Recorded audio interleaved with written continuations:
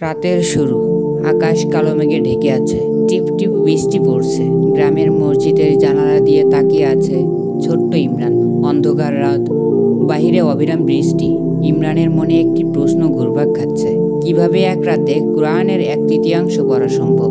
মসজিদের ভিতরে দাদা কোরআন তেলাওয়াত করেছেন।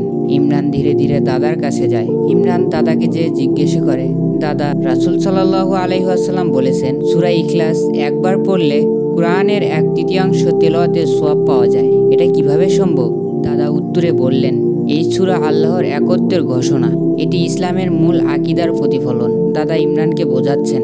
ইমরানের চোখ বিস্ময়ে বড় হয়ে যায়। দাদার মুচকি হাসি, ইমরানের চিন্তিত মুখ। ইমরান জিজ্ঞাসা করে, তাহলে আমি যদি 3বার সূরা ইখলাস পড়ি পুরো কোরআনের সওয়াব পেতে পারি? দাদা বলেন, নিশ্চয়ই, তবে মনে রেখো, শুধু মুখে পড়লে যথেষ্ট নয়। যদি তুমি পূর্ণ বিশ্বাস ও একাগ্রতার সাথে পড়ো তবে আল্লাহর রহমত ও ফজিলত অনেক বেশি হবে।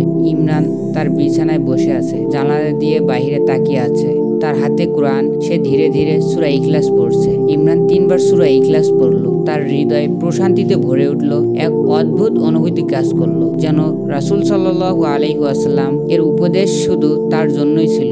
সকালে মসজিদের দিকে হেঁটে যাচ্ছে ইমরান। তার মুখে হাসি, মনে আত্মবিশ্বাস। সুবহানাল্লাহ, মাত্র কয়েকটি আয়াত, কিন্তু তার গুরুত্ব অপরিসীম। কোরআনের প্রতিটি শব্দেই রয়েছে আল্লাহর অসীম দয়া ও রহমত। সূর্য উঠছে। ইমরান তার দাদার সাথে বসে রয়েছে। ইমরান মুচকি হাসছে, তার হৃদয়ে প্রশান্তি। কোরআনের প্রতিটি আয়াতে রয়েছে অফুরন্ত শিক্ষা ও সওয়াব। আল্লাহর প্রতি বিশ্বাস ও একাগ্রতার মাধ্যমে আমরা তার অসীম রহমত ও লাভ করতে পারি।